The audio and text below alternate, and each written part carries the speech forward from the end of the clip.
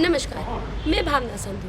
आज मैं मिलवाती हूँ आपको महिला सशक्तिकरण का फर्श से अर्श पे गई जीता जागता उदाहरण अलका लांबा जी से। कहते हैं दुर्योधन है दुशासन है, दुर्योधन है दुशासन है, पल पल पे बन अवरोध खड़े, कुछ कुटिल काल के अनुयायी है, शकुनी से शैतान बड़े, कोमल से कलियों को कर देंगे पल में तार तार, मन के सारे श्रृंगारों को कर देंगे पल में शार शार। रणचंडी का तू रूपदार, हर राक्षस पे तू कर परिहार, तलवारों के मध्यम उठे चूड़ी की खन खन खनकार, अरे पानी तक ना मांग सके जो तुझ पे आंख उठाएंगे, उठो और खुद बचाओ अपना चीर, कृष्ण कहाँ तक आएंगे। धन्यवाद। ऐसी ही पुकार अलका लांबा जी की है सारी ही महिलाओं से। तो आइए मैं आपको मिलवाती हूँ अलका लांबा जी से। नमस्ते। नमस्कार। कैसी हैं आप? मैं ठीक हूँ, आप बताएं कैसी हैं? मामा बिल्कुल बढ़िया। अच्छा, मेरा आपसे पहला सवाल, आपको घर वापसी कैसी लगी? देखिए, घर मुझे लगता है मैंने कभी छोड़ा ही नहीं था। 20 साल भारतीय राष्ट्रीय कांग्रेस में रही, एक आंदोलन हुआ, मैं आंदोलन में शामिल हो गई और विधायक हुई, 5 साल विधायक रही और उसके बाद फिर वापस जिस पार्टी में मैंने अपना 18 साल से शुरुआत की, 20 साल अपनी ज़िंदगी के दिए, उसमें वापस लौटी। और मुझे खुशी है कि मैं पिछले 5 साल में इस पार्टी के लिए एक समर्पित कार्यकर्ता के तौर पर बहुत कुछ कर पाई और बहुत कुछ मुझे अभी करना है। पार्टी का धन्यवाद करती हूँ, वापस मुझ पे विश्वास जताया और इतनी बड़ी जिम्मेदारियाँ कांग्रेस वर्किंग कमेटी हो, महिला कांग्रेस के राष्ट्रीय अध्यक्ष के तौर पर मुझे दी हैं। मैं उसे ईमानदारी से निभा रही हूँ और मुझे खुशी हो रही है। अच्छा मैम, ये आपका करिश्मा है कि आप अपनी पार्टी भी साथ ही ले आई? मतलब आप आम आदमी पार्टी को भी ले आई? कैसे? आप आई और गठबंधन हो गया। अच्छा, उस हिसाब से। हाँ जी। लेकिन ठीक है, गठबंधन नहीं, ऐसा कुछ नहीं है। अलग बात है कि पिछली बार 2019 के चुनाव में भी, लोकसभा में भी गठबंधन की बात चल रही थी पर अंजाम तक नहीं पहुंची और वोट बटा, जो सेक्युलर वोट कांग्रेस का था, जो आम आदमी में गया और फिर लोकसभा में हमारे पास आता है, विधानसभा में उनके पास जाता है, वो बट रहा था, जिसका नुकसान जो है वो हो रहा था। लेकिन फैसला हुआ कि इस बार हम इंडिया अलायंस, आम आदमी पार्टी, कांग्रेस दिल्ली में मिलकर लड़ेगी और मुझे खुशी है कि इस बार हम लोग गठबंधन में, अलायंस में भाजपा को 7 सीटों पर मजबूती से हराने जा रहे हैं। अच्छा मैम, वैसे मुंह पे तारीफ की बात नहीं है, कुछ ऐसा है आपकी शख्सियत में कि जो महिला, जितनी भी महिला राजनीतिक रही हैं, तो सिर्फ आप तीसरे नंबर पे हैं। मतलब पहले नंबर पे इंदिरा जी, दूसरे पे सुषमा जी और तीसरे में आप हैं। जब हम बैठ के ग्रुप में चर्चा करते हैं कि आपको सुन के बड़ा अच्छा लगता है, जब आप बोलती है तो लगता है एक झलक आती है इंदिरा जी की और सुषमा जी की भी।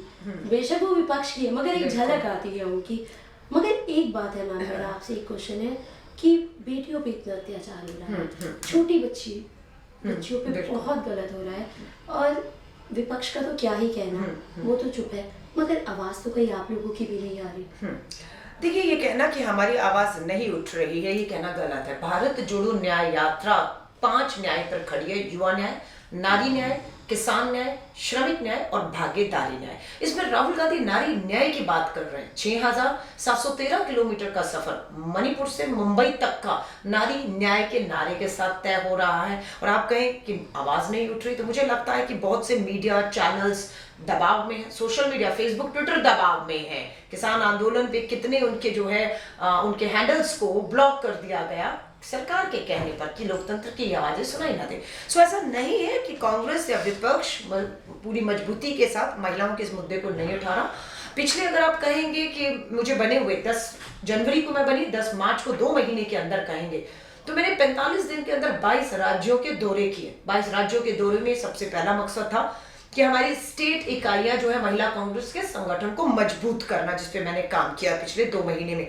दूसरा था कि हमारे जो है नारी न्याय सम्मेलन हुए, जिसमें हर महिला, हर वर्ग, हर तबके की महिला उस नारी न्याय सम्मेलनों का हिस्सा बनी और वहां हम कामयाब हुए अपनी जो लड़ाई है नारी न्याय के नारे के साथ, जिसके साथ अन्याय हुआ, उन पीड़िता तक हम पहुंचे, उनकी बात सुनी और प्रेस मीडिया वार्ता करके, कॉन्फ्रेंस करके हमने उन आवाजों को दिल्ली में गूंगी बहरी तानाशाह सरकार जो बेटी बचाओ का नारे देती है लेकिन अपराधियों को बचाने के लिए निरंतर प्रयासरत रही, उनको हमने चुनौती दी है। हमने चुनौती दी महिला बाल विकास मंत्री स्मृति ईरानी जी को, हमने चुनौती दी महिला आयोग की राष्ट्रीय अध्यक्ष को कि आप कहां हैं। मैंने एज अ महिला कांग्रेस की राष्ट्रीय अध्यक्ष के नाते 45 दिन में 22 राज्यों गई, पीड़ितों से मिली और वहां की मीडिया को संबोधित किया मुद्दों से लेकर। आप कहां गई?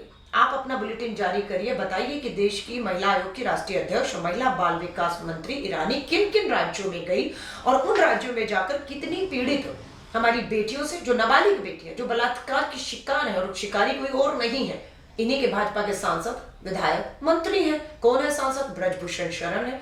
कौन है मंत्री? हरियाणा सरकार में बैठा संदीप सिंह मंत्री है। कौन है विधायक? कुलदीप सिंह सेंगर। उन्नाव से राम दुलारे, उत्तर प्रदेश से हाथरस उन्नाव जैसी घटनाएं हैं, है ना। आज आपको पता लगता है कानपुर में नाबालिग बेटियों का सामूहिक बलात्कार होकर वो फांसी पर झूल जाती है, पिता को न्याय की उम्मीद नहीं, पिता भी फांसी पर झूल गया है। मध्य प्रदेश में एक महिला के साथ गलत काम होता है, पति लड़ाई लड़ता है, न्याय नहीं मिलता, वो अपने दोनों बच्चों के साथ फांसी पर चढ़ जाता है मध्य प्रदेश में। तो ये जो सब चीजें हैं, प्रधानमंत्री जी की चुप्पी खामोशी कहीं ना कहीं इन अपराधियों की हिम्मत को बढ़ा रही है और हमारी बेटियां जो पीड़ित है, न्याय के लिए लड़ रही हैं, उनकी जो है उनको धक्का लग रहा है कि प्रधानमंत्री जी आप खामोश क्यों हैं? कब खामोश हुए? साक्षी मलिक, भारत की बेटी ने विश्व में नाम रोशन किया, पहलवानी में स्वर्ण पदक जीता, प्रधानमंत्री जी आप मिले थे। आप बेटी दरवाजे पर बैठकर चली गई, आपने बेटी को ना मिले, ना उनका उसके साथ न्याय किया। एफआईआर भी कब हुई? आप तो दिल्ली पुलिस के साथ मिलकर, अमित शाह जी गृह मंत्री हैं, दिल्ली पुलिस की हिम्मत नहीं होती ब्रजभूषण के खिलाफ एफआईआर करे। कब एफआईआर हुई? जब सुप्रीम कोर्ट ने फटकार लगाई तब एफआईआर हुई, लेकिन न्याय आज भी नहीं है। आपकी मणिपुर से यात्रा, जब हमने भारत जोड़ो न्याय यात्रा शुरू की, मकसद यही था कि भाजपा की डबल इंजन की सरकार, मणिपुर जल रहा है, शिकार हमारी बेटियां हो रही है। आदिवासी बेटियों को पुलिस थाने से सुरक्षा के बीच से घसीट कर बाहर लाकर सामूहिक बलात्कार किया जाता है। वहां पर भी सुप्रीम कोर्ट को फटकार लगानी पड़ी कि आप डबल इंजन की सरकार है, अगर खामोश रहेगी तो हमें कार्रवाई करनी पड़ेगी, वो भी सुप्रीम कोर्ट के आदेश के बाद होता है। राम रहीम को आप बार बार बलात्कार और हत्याओं के दोषी करार दिए, उम्र कैद है। कौन, किसने 9 बार पैरोल पर उन्हें छोड़ा? हरियाणा की भाजपा की सरकार ने छोड़ा। फिर वहां पर हरियाणा हाई कोर्ट का आता है आदेश कि बिना कोर्ट की इजाजत के आप अपराधियों को, जिन्हें उम्र कैद हुई है बलात्कारों में, उन्हें आप नहीं छोड़ सकते। यहाँ पर भी सुप्रीम कोर्ट आता है।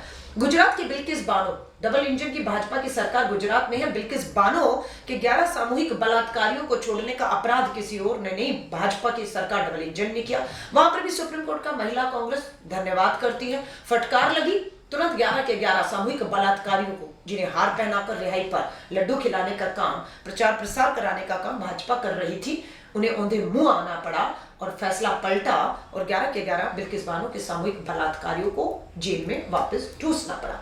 बीएचयू की बात करूं, प्रधानमंत्री जी का निर्वाचन क्षेत्र है वाराणसी। उस वाराणसी के बीएचयू में पढ़ने वाली जो है आईआईटी की छात्रा के साथ सामूहिक बलात्कार होता है। सामूहिक बलात्कार करने वाले भाजपा आईटी सेल के बड़े नेता होते हैं, कोई कार्रवाई नहीं होती है, हो हल्ला मचता है, तब जाकर उनकी अब गिरफ्तारी हुई। कोई बड़ी बात नहीं, कोई पैरोल पर बाहर आ रहा है, कोई बेल पर बाहर आ रहा है, किसी की सजाएं माफ करके उनको रिहा किया जा रहा है। सो ये काम 10 साल में केंद्र की भाजपा सरकार ने बेटी बचाओ के नारे के तहत किया है। अभी डॉक्टर ऋतु है, हमारी दलित समाज की बेटी है, प्रोफेसर हैं, दिल्ली यूनिवर्सिटी में पढ़ाई कर रही थी, आवाज उठाई लोकतंत्र में, उन्हें आपने नौकरी से बर्खास्त कर दिया। आंदोलन पे बैठी थी, दिल्ली पुलिस ने उनको घसीटा, पकोड़े तलने लग गई। रोजगार आजीविका चाहिए ना, पढ़ी लिखी पीएचडी जो है पकोड़े तलने वाली बेटी को आप ही ने तो रास्ता दिखाया, पकोड़े तलो। पकोड़े तल रही है तो उस पर एफआईआर हो गई है कि आप ये भी काम नहीं कर सकती।